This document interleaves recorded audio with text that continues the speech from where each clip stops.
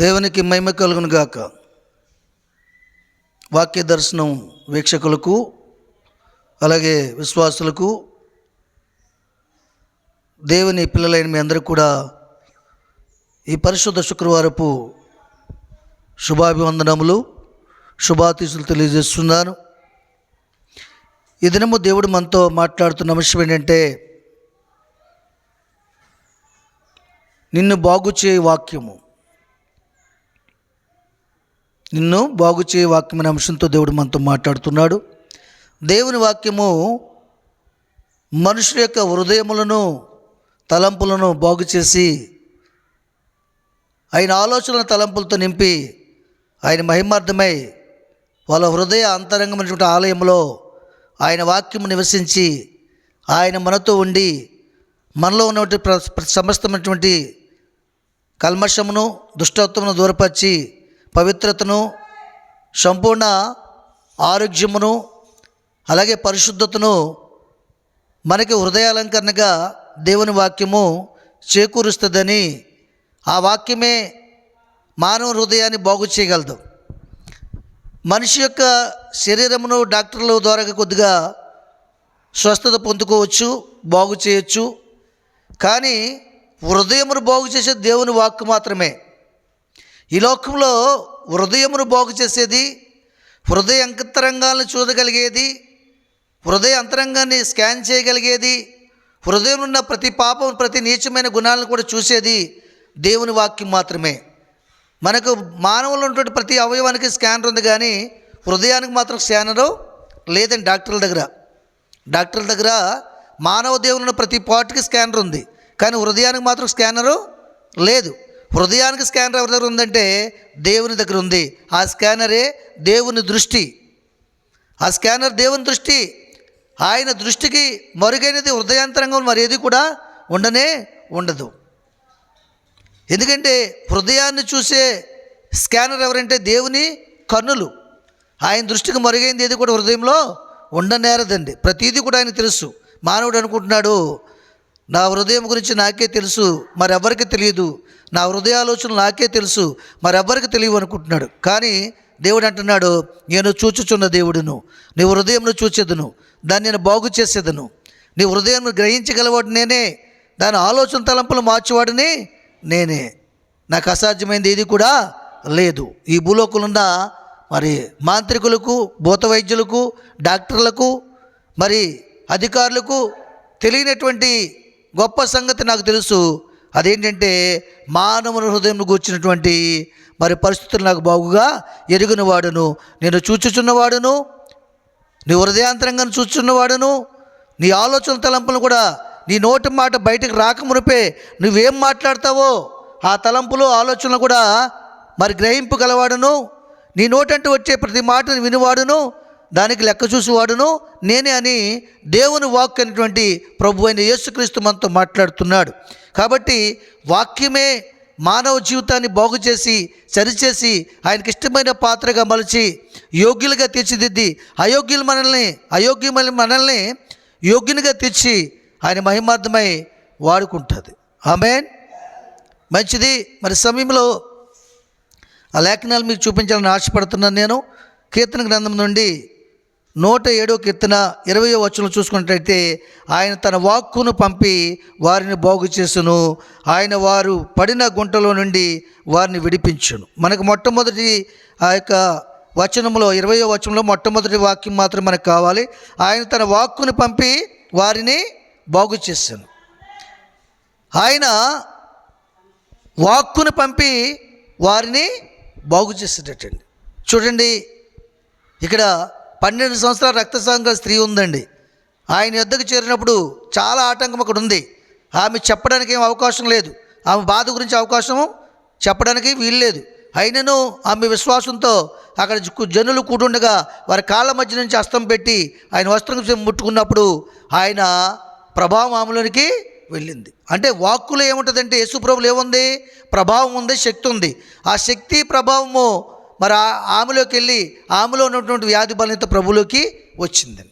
అప్పుడు ఆయన అడుగుతున్నారు ఆయన వాక్కుతో, నన్ను ఎవరో ముట్టారు, నాకు ఒక బలహీనత వచ్చింది, నాలో బలము వారిలోకి వెళ్ళింది, ప్రభావం వెడలిపోయిందని అడిగినప్పుడు ఆమె ఒప్పుకుని అక్కడ దేవుణ్ణి మహింపరిచింది. అంటే ఆయన ప్రభావం అనగా ఆయన వాక్కు ప్రభావం, ఆయన శక్తి ఆమెలోకి వెళ్ళి ఆమెని బాగు చేసింది. ఆయన తన వాక్కును పంపి వారిని బాగు చేసింది. అలాగే గలిలయ సమరయ ప్రాంతంలో అనేక మంది మరణఛాయలు ఉన్నప్పుడు, మరణస్థితిలో ఉన్నప్పుడు, మరణ పడకల మీద ఉన్నప్పుడు ఆయన వెళ్ళి వారితో మాట్లాడి ఆ మాట చేత వారిని బాగు చేశాడు. ఆయన దేవునికి మహిమ కలుగును గాక.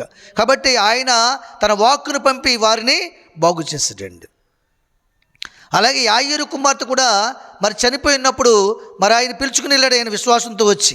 అప్పుడు యేసు ప్రభు వారు అక్కడికి వెళ్ళినప్పుడు జనులు చాలా గుంపు కూడా ఉన్నప్పుడు మరి నాకు స్థలం ఇవ్వండి, మీరు ఇక్కడి నుంచి వెళ్ళండి అని చెప్పేసి వారిని పంపివేసి ఆయన లోపలికి వెళ్ళి మరి ఆ కుమార్తె లెమ్మని చెప్పి ఆయన మాట్లాడినప్పుడు ఆయన వాక్కు మరణ స్థితిలోంచి లేవనెత్తి ఆ అమ్మాయిని మరలా బ్రతికించింది. సజీవురాలుగా ఆ కుటుంబానికి ఆయన వాక్కు అప్పగించింది. అక్కడ బాగు చేసింది, ఆ కుటుంబాన్ని బాగు చేసింది. దుఃఖంలో ఉన్నటువంటి కుటుంబాన్ని బాగు చేసి ఆనంద తైలంతో సంతోషంతో అక్కడ పరిస్థితులు మరలా వారు ముందు ఉన్నటువంటి ఆనందం కంటే, వారు ముందు అనుభవించే సంతోషం కంటే ఒక అద్భుతమైన ఆనందాన్ని తనే కాకుండా, ఆ యాయీరు కుటుంబమే కాకుండా తన బంధువులు, స్నేహితులు అందరూ కూడా ఈ ఆశ్చర్యకరమైన సంగతులను చూసి ఆశ్చర్యపోయి దేవుని నామాన్ని మహింపరిచారు. ఆమేన్.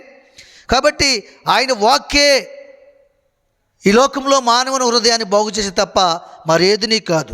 లోకంలో ఉన్న ప్రతిదీ కూడా మానవ హృదయాన్ని పాడు చేసేదే. లోకంలో ఉన్న ప్రతిదీ కూడా శరీరాశ మానవ హృదయాన్ని పాడు చేస్తుంది. ఈ లోక సంబంధమైన చెడు పదార్థములు, ఏమండి, మద్యపానము మానవ హృదయాన్ని పాడు చేస్తుంది. ఈ లోకాశ మానవ హృదయాన్ని పాడు చేస్తుంది. శరీరాశ ఈ మానవ హృదయాన్ని పాడు చేస్తుంది. జీవడంబం మానవ హృదయాన్ని పాడు చేస్తుంది. ఈ లోకంలో ప్రతిదీ కూడా మానవుని యొక్క హృదయాన్ని పాడు చేసి దేవుని ఆలయంగా కాక దెయ్యాల గుంపుగా చేయాలని లోకనాథునిటువంటి అపవాది యొక్క ఉద్దేశము. వాడి ఉద్దేశం నెరవేర్చుకోవడానికే ఈ లోకంలో దాని ఆశని మరి దేవుని పిల్లమైన మనకు చూపించి దాని వైపు మన దృష్టిని మరచడానికి, మరల కొనపడానికి వాడు ఎల్లప్పుడూ ప్రయత్నం చేస్తుంటాడు. అనేక బాణములు మనం వేధిస్తుంటాడు. అయితే వాక్కు ఉన్నవారు మాత్రం వాని హృదయము ఆలోచనలు నెరవేర్చరు, వారి సొంత ఆలోచన నెరవేర్చరు. దేవుని మాటల్లో ఉన్నటువంటి మధురమైన శక్తిని, బలమును, ప్రభావం అనుభవించి దేవుని మాటను మాత్రం నెరవేర్చడానికి వారి జీవితంలో వారి ప్రాణం చేత లెక్క చేయక షద్రాకు, మేషకు, అబేద్నెగో వలె, దానియేలు వలె వాళ్ళ ప్రాణమును కూడా ప్రేమించుకునగా ప్రభు కొరకు అర్పణ చేసి సజీవులుగా ఎంచబడతారు. అనేక మందిని మారుస్తారు. వారి హృదయ స్థితిని విశ్వాసం బట్టి అనేకుల్లో గణపరచబడతారు. ఆమేన్. కాబట్టి దేవుని వాక్కు మాత్రమే మానవ హృదయాన్ని బాగు చేయగలదు తప్ప మరి ఏది కూడా లోకంలోది బాగు చేయలేదు. ప్రతిదీ కూడా మానవ హృదయాన్ని పాడు చేసి దేవునికి దగ్గర కాకుండా దూరం చేసి మరి సాతాను యొక్క అపవాద కబంధాస్తాల్లో బంధించేదే లోకము, దాని ఆశ, దాని యొక్క పరిస్థితులు. ఆమేన్. కాబట్టి సమయంలో మరొక కుటుంబాన్ని మీకు చూపిస్తాను. ఆ కుటుంబము మరి వారు ఒక వ్యాధి చేత బాధపడుతున్నారు, లేక ఒక వేదనతో బాధపడుతున్నారు, ఒక బాధలో ఉన్నారు వాళ్ళు. కాబట్టి ఆ కుటుంబానికి మీకు పరిచయం చేస్తాను. చూడండి, న్యాయాధిపతుల గ్రంథం తీయండి. న్యాయాధిపతుల గ్రంథము 13వ అధ్యాయము 2 నుంచి 8వ వచనం వరకు మనం ధ్యానించుకుందాం. ఆ కాలమున దాను వంశస్థుడును జొరియా పట్టణస్థుడును అయిన మానోహను ఒకడుండెను. అతని భార్య గొడ్రాలై కానుపు లేక ఉండెను. యెహోవా దూత ఆ స్త్రీకి ప్రత్యక్షమై, ఇదిగో నీవు గొడ్రాలవు, నీకు కానుపు లేకపోయేను, అయితే నువ్వు గర్భవతివై కుమారుని కొందువు. కాబట్టి నువ్వు జాగ్రత్తగా ఉండి ద్రాక్షరసమునే గాని మద్యమునే గాని త్రాగకుండము, అపవిత్రమైన దేనినైనను తినకుండము. మరియు నీవు గర్భవతివై కుమారుని కందువు, అతని తల మీద మంగళగత్తె వేయకూడదు. ఆ బిడ్డ గర్భమును పుట్టింది మొదలుకొని దేవునికి నాజీరు చేయబడిన వాడై ఫిలిష్తీయుల చేతిలో ఉండి ఇశ్రాయేలు రక్షింప మొదలుపెట్టునని ఆమెతో అనగా, ఆ స్త్రీ తన పెనిమిటి యొద్దకు వచ్చి, దైవజనుడొకడు నా యొద్దకు వచ్చెను, అతని రూపము దేవదూత రూపమును పోలిందై మిక్కిలి భీకరముగా ఉండెను. అతడు ఎక్కడి నుండి వచ్చునో నేను అడగలేదు, అతడు తన పేరు నాతో చెప్పలేదు. కానీ ఆలకించుము, నీవు గర్భవతి కుమారుని కొందువు. కాబట్టి నీవు ద్రాక్షరసమునే గాని మద్యమునే గాని త్రాగకుండము, అపవిత్రమైన దేనినైనను తినకుండము. ఆ బిడ్డ గర్భం పుట్టినది మొదలుకొని చనిపో వరకు దేవునికి నాజీరు చేయబడినవాడని నాతో చెప్పినను. ఆమేన్. ఈ సందర్భము ఎవరి మధ్య జరుగుతుందంటే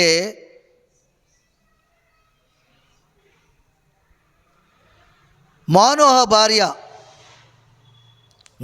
భార్య మరి మానోహ కుటుంబం మధ్య ఈ సందర్భం జరుగుతుంది. ఏ సందర్భం జరుగుతుందంటే వారు ఒక వ్యాధంలో ఉన్నారు, వారు ఒక బాధలో ఉన్నారని మీకు చెప్పడం జరిగింది.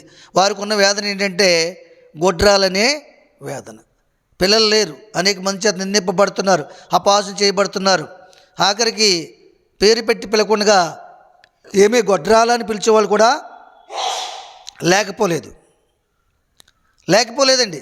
అలా పిలిచినప్పుడు ఆమె మరణమైనంత వేదన చెందుతుంది, చనిపోయినంత బాధ కలుగుతుంది. బహురోగము ఆమెను పెట్టి పీడిస్తున్నట్టుగా ఆమె హృదయాన్ని పిండి చేస్తుందండి. కాబట్టి దేవుని సందులో చాలా వేదనలు ఉన్నప్పుడు దేవుని దూత ఆమె యొద్దకు వెళ్ళి, ఇదిగో నీకు పిల్లలు లేనందున నువ్వు గర్భవతి కుమారుని కంటావు. ఆ కుమారుడు దేవుని చేత నాజీరు చేయబడినవాడు అవుతాడు. నువ్వు ద్రాక్షరసంనైనను మద్యపానంనైనను తీసుకోకూడదు, అపవిత్రమైన దేన్ని ముట్టకూడదు, దేవుని సంతలో నిందారహితులుగా ఉండాలి. ఆ బిడ్డ గర్భము పుట్టు మొదలుకొని చనిపోయినంత వరకు కూడా నాజీరు చేయబడినవాడు దేవునికి, అతను ప్రత్యేకంగా మీరు పెంచాలని దేవుని దూత ఆమెతో చెప్పడం జరిగింది. ఎప్పుడైతే ఆమె చెప్పిందో దేవుని దూత వెంటనే ఆ విషయాన్ని భర్తకి మానోహకి తెలియజేసింది. అతను ఎవరు? మంచి భీకరంగా ఉన్నాడు, చాలా భయం పుట్టింది నాకు.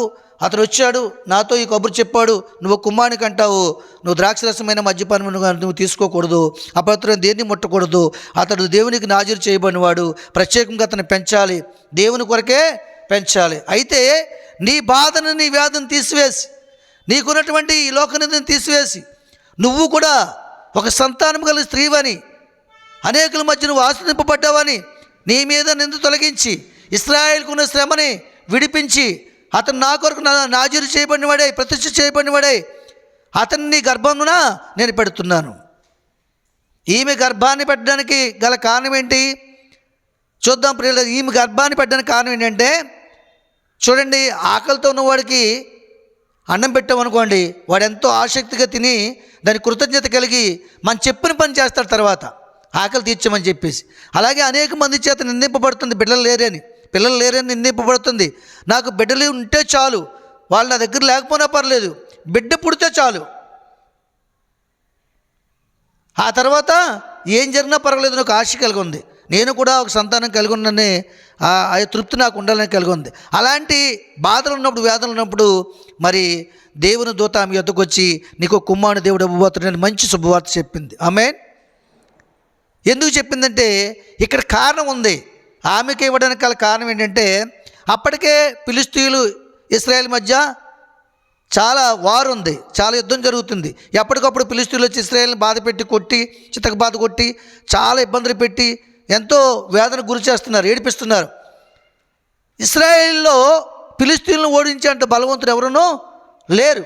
దేవుడు చూసినప్పుడు, ఇశ్రాయేల్ అందరినీ చూసినప్పుడు ఫిలిష్తీయుల కంటే బలహీనలై ఉన్నారు వీరు శరీరపరంగానే. ధైర్యము చాలక, బలవంతులు లేక ఎప్పటికప్పుడు వారి చేత దెబ్బలు తింటూ ఎంతో వేదన చెందుతున్నారు. అలాంటి సమయంలో మరి ఇశ్రాయేలు ప్రజలను ఓడించిన ఫిలిష్తీయులు ఎవరైనా దేవుడు ఒక నిర్ణయం తీసుకుని, మరి ఆశ కలిగి ఉంది, చెప్పిన మాట విని ఆ ప్రకారంగా పెంచుతుంది, ఈమెకి ఇష్టని చెప్పేసి దేవుడే ఒక ఆలోచన చేసి ఇశ్రాయేలు ప్రజల నిమిత్తము ఫిలిష్తీయులను ఓడించడానికి మానోహ భార్య గర్భాన్ని దేవుడు దర్శించి, ఆమె గర్భాన్ని తెరిచి ఆమెకు ఒక నిబంధన ఇచ్చి, ఈ రకంగా నువ్వు పెంచాలని చెప్పి మరి అక్కడ ఆమెకి గర్భాన్ని ఇవ్వడం జరిగింది. ఆమేన్. ఆ తర్వాత జరిగిన విషయం ఏంటంటే 9వ వచనం నుంచి కూడా చూస్తే మనం ఇంకొక విషయం మనకు తెలియపరచబడుతుంది. దేవుడు మానోహ ప్రార్థన ఆలకించిన గనుక ఆ స్త్రీ పొలంలో కూర్చుండగా దేవుని దూత ఆమెను దర్శించును. ఆ సమయమున ఆమె పెనిమిటి అయిన మానోహ ఆమె యొద్ద ఉండలేదు గనుక ఆ స్త్రీ త్వరగా పరిగెత్తి, ఆనాడు నా యొద్దకు వచ్చిన పురుషుడు నాకు కనబడినని అతనితో చెప్పాను. అప్పుడు మానోహ లేచి తన భార్య వెంబడి వెళ్ళి ఆ మనుషుని యొద్దకు వచ్చి, ఈ స్త్రీతో మాట్లాడిన వాడు నీవేనా అని అతన్ని అడుగగా, అతను నేనే అనను. అందుకు మానోహ, కావున నీ మాట నెరవేరినప్పుడు ఆ బిడ్డ ఎట్టువడుగునో అతడు చేయవలసిన కార్యం ఏమిటో తెలుపమని మనవి చేయగా, యెహోవా దూత, నేను ఆ స్త్రీతో చెప్పిందంతయో ఆమె చేసుకొనవలెను ఆమె ద్రాక్షవల్లి నుండి పుట్టింది ఏది కూడా తినకూడదు, ఆమె ద్రాక్షరసంనైనను మద్యంనైనా త్రాగకూడదు, అపవిత్రమైన దేనిని తినకూడదు, నేను ఆమెకు ఆజ్ఞాపించిందంతయు ఆమె చేకొనవలనని మానోహతో చెప్పాను. చూసారా, ఇక్కడ మరలా ఈసారి అతను వచ్చి కనబడినప్పుడు నాకు తెలియపరచమని మానవ తెలియజేసినప్పుడు ఆమె ఒంటరిగా ఉండి ఒక చేలో ఉన్నప్పుడు మరలా దూత వచ్చి కనబడింది. అంటే మానవ చెప్పిన మాట, అతని కలవరము, అతని హృదయంలో అపనమ్మకమైన మాట, అది నిజమా కాదన్న మాట నెరవేర్చిన దూత మరలా ఈమె వద్దకు వచ్చి ఈమె దర్శించి మాట్లాడుతుండగా ఆమె వెళ్ళి చెప్పినప్పుడు ఆమె వెంబడి వెళ్ళి మానవ అడుగుతున్నాడు, ఇగో మాతో నువ్వు చెప్పిన మాట నెరవేరినప్పుడు ఆ బిడ్డను ఎలా పెంచాలి, ఏ రీతిగా పెంచాలి, ఆ విషయంలో మాకు తెలియచేయమన్నప్పుడు మరి ఆయన మరలా చెప్పడం జరిగింది. అక్కడ ద్రాక్షరసంనైనను మరి మద్యమునైనను త్రాగకూడదు, అపవిత్రమైన దేనైనా ముట్టకూడదు అని ఎందుకు చెప్పాడంటే, నీకు పుట్టబో బిడ్డ పవిత్రమైన పరిశుద్ధాత్మ ద్వారా కలుగుతున్నాడు, పవిత్రమైన దేవుని వాక్కు ద్వారా కలుగుతున్నాడు. ఇదిగో నీ వేదన చేసి నీ బాధను తొలగించి సంతోషపరచడానికి, నీకే కాకుండా నీ ప్రజలైన ఇశ్రాయేలు వారి చెర నుండి విడిపించి ఫిలిష్తీయుల మీద విజయం పొందుకోవడానికి ఒక బలసురుడు నీ గర్భంలో పుట్టబోతున్నాడు. కాబట్టి నాకు ఇష్టం లేనిది ఏది కూడా నువ్వు చేయకూడదు అని చెప్తున్నాడు దేవుడు. అక్కడ ఆ దినాల్లో ద్రాక్షరసంనైనను మరి మద్యపానమైనను నువ్వు తీసుకోకూడదని ఎందుకని ఊరంటే ఆ దినాల్లో మందులు లేవు, డాక్టర్లు లేరు. ఏదైనా బలహీనత వస్తే ద్రాక్షరసం తాగి దాన్ని ఆ మత్తులో పడుకోవడము, లేకపోతే దానివల్ల కొంచెం బాగోతుందని నమ్మకంతో ద్రాక్షరసమును మద్యమును ఇవి తీసుకుని వాళ్ళు బలపరుచుకుని శరీరాన్ని ముందుకు కొనసాగేవారు. అది దేవుని దృష్టికి అపవిత్రమైనదే, అయినను వారు చేస్తుండేవారు వారి బలహీనతలను బట్టి. కాబట్టి ఆ పరిస్థితుల్లో నువ్వు చేయకూడదు, అపవిత్రమైన దేన్ని కూడా ముట్టకూడదని చెప్పినప్పుడు ఆ విషయాన్ని మానవ కూడా నమ్మాడు. ఆమేన్. నమ్మిన తర్వాత అక్కడ చెప్తున్నాడు కదా, అప్పుడు మానోహ మేము ఒక మేకపిల్లను సిద్ధపరిచి నీ సందు నుంచి వరకు నీవు ఆగమని మనవి చేసుకునిచున్నానని యెహోవా దూతతో చెప్పగా, యెహోవా దూత నీవు నన్ను నిలిపినను నీ భోజనము నేను తినను, నీవు దహన బలి అర్పించింది ఉద్దేశించిన ఎడల యెహోవాకు దాన్ని అర్పింపవలను అని మానోహతో చెప్పాను. అతడు మానోహ యెహోవా దూత అని మానోహకు తెలియలేదు. కాబట్టి మానోహ నీ మాటలు నెరవేరిన తర్వాత మేము నిన్ను సన్మానించినట్లు నీ పేరేమని యెహోవా దూతను అడుగగా, యెహోవా దూత నీవేళ నా పేరు అడుగుచున్నావు, అది చెప్పచక్యమి కాదని అనేను. అంతట మానోహ నైవేద్యముగా ఒక మేకపిల్లను తీసుకుని ఒక రాతి మీద యెహోవాకు అర్పించును. మానోహు అతని భార్య చూచుండగా ఆ దూత ఒక ఆశ్చర్య కార్యం చేస్తును. ఎట్లనగా జ్వాలల బలిపీఠం నుండి ఆకాశమునకు లేచుండగా యెహోవా దూత బలిపీఠం మీద ఉన్న ఆ జ్వాలల్లో పరమునకు ఆరోహణమాయను. మానోహయు అతని భార్యయు దానిని చూసి నేలకు చాగిలిపడిరి. చూసారా, ఇక్కడ చక్కని సందర్భం జరిగిందండి.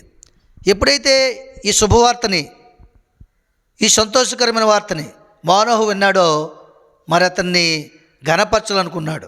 ఎవరిని? దూతని ఘనపరచాలనుకుని అతనికి కానుక కూడా ఇవ్వాలని, ఆగుము నీ పేరేమని అడిగాడు.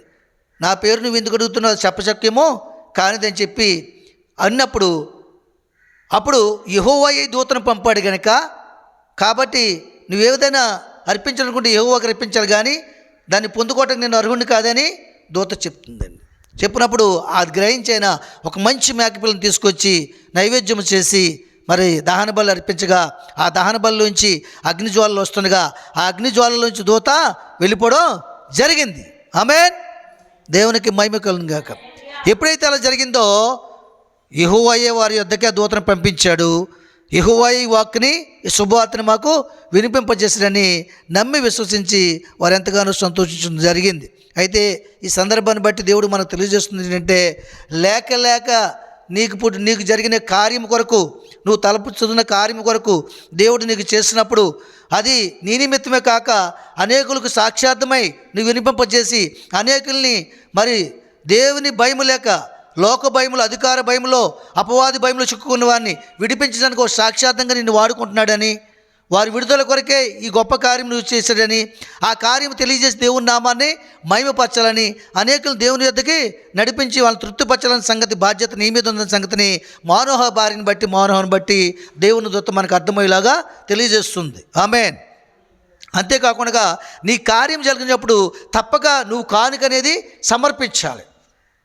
అది మనుషునికి కాదు కానీ దేవునికే సమర్పిస్తున్నానని తలంపు నువ్వు కలిగి ఉండాలి. ఆ కానుక ఏంటంటే మొట్టమొదటిగా నువ్వు చేయవలసిన పని, ఆ జరిగిన కార్యాన్ని బట్టి ఆరాధన పెట్టుకుని అనేక మందిని పిలిచి ఆ నీ ఇంటి చుట్టుపక్కల ప్రాంతంలో సువార్తను అందించి దేవుని నామాన్ని మహిమపరచాలి. సాక్ష్యం చెప్పి నీ సాక్ష్యం బట్టి అనేకులు దేవుని వద్దకు వచ్చేలాగున స్థిరమైనటువంటి సాక్ష్యంగా నిలుచుండలాగున నీ ప్రవర్తన అంతటినీ మార్చుకుని మరెన్నడూ కూడా జీవితంలో దేవుడు ఏదైతే చెప్తున్నాడో అపవిత్రమైన దాన్ని ముట్టకుండా, అన్యాయం చేయకుండా, ఇతరులకు హాని చేయకుండా, కనికరము, ప్రేమ, సమాధానము కలిగి అనేకులు దేవుని వద్దకు నడిపించి ఒక పాత్రగా నువ్వు ఉండాలని ఈ వాక్యం బట్టి దేవుడు మనకు తెలియజేస్తున్నాడు. ఆమేన్. అంతేకాకుండా మరి అక్కడ దేవుని కార్యమును చూస్తూ అలా జీవించినట్లయితే, అలాగా స్తుతి అర్పించినట్లయితే మరొక కార్యమును దేవుడి కార్యమును చూస్తావు. ఆ కార్యం ఏంటంటే దేవుని దూత అగ్నిజ్వాలలోంచి నీ ఆరాధనలోంచి పరమునకు వెళ్ళి నీ సాక్ష్యాన్ని, నువ్వు ఇచ్చిన సాక్ష్యాన్ని, ఇతరులకు నువ్వు కనబరుస్తున్న నీ ప్రవర్తనని, నీ పక్కవారి పిడిపించి నీ సాక్ష్యాన్ని దూత సరాసరి దేవుని వద్దకు వెళ్ళి తీసుకెళ్ళి జీవ గ్రంథంలో లిఖింపజేస్తుంది. చెప్పలు కూడా దేవుని మహిమపరుద్దాం. హల్లెలూయా. కనుక దేవుని సన్నిధానంలో మనం చేయవలసిన పని ఏంటంటే మన జరిగిన కార్యమును చూసి మనం కానుక సమర్పణ చేయాలి. కానుక సమర్పణ చేయాలి. అప్పుడే దేవుని సందులో దేవుడు మన యొక్క కానుకను స్వీకరిస్తాడండి.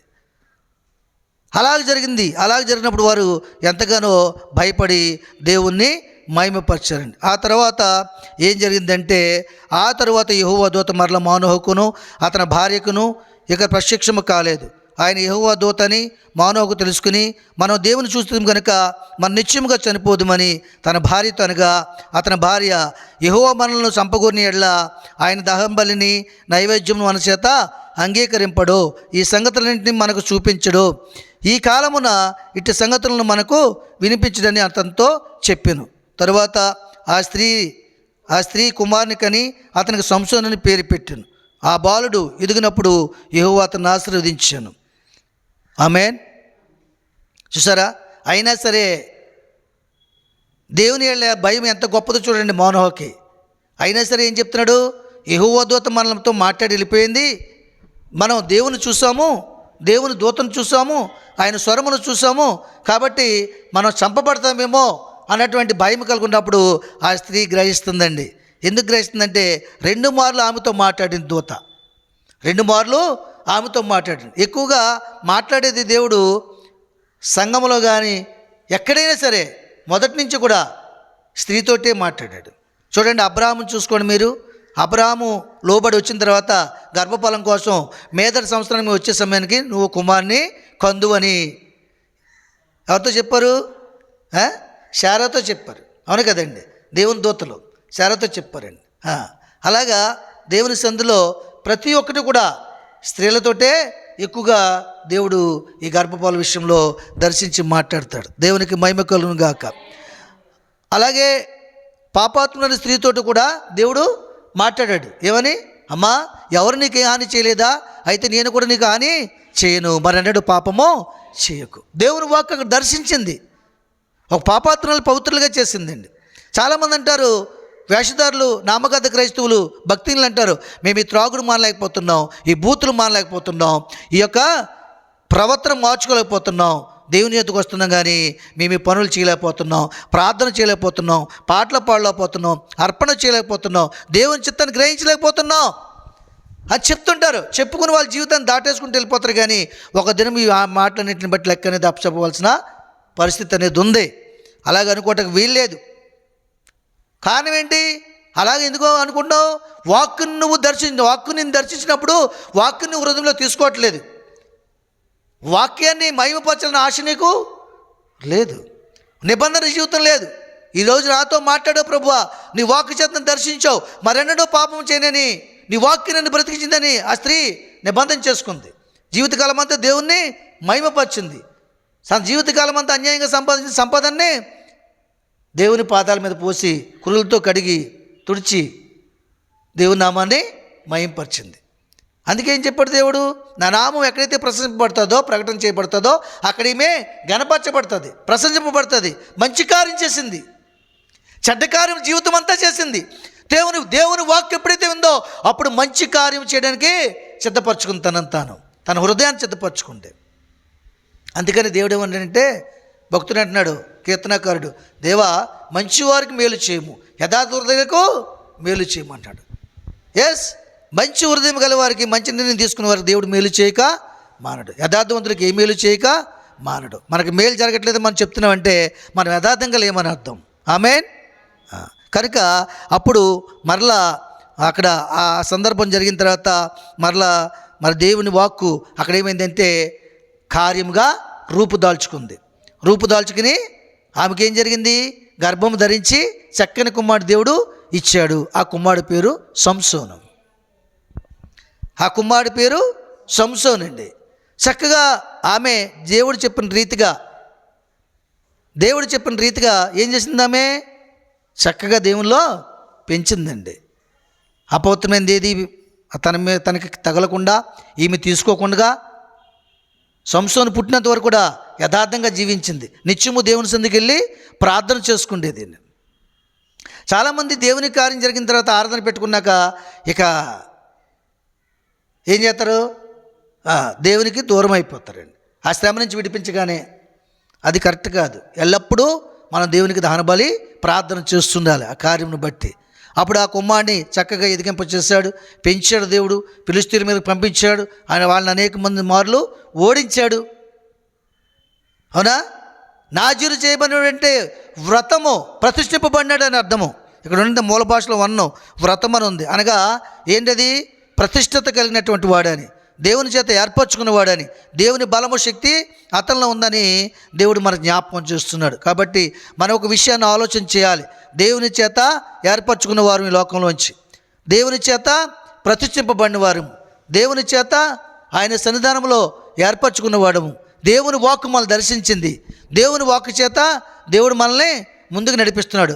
ఆయన వాక్యమే మన బాధలను నెమ్మది కలిగించింది, మన రోగం నుంచి విడిపించింది, మనల్ని బాగు చేసింది, పాపం నుంచి శాపం నుంచి విడిపించి ఆయన యొద్దకు మనల్ని తెచ్చుకుంది. కాబట్టి ఆ వాక్యానికి మనం లోబడాలి, ఆ వాక్యముని మహింపరచాలి.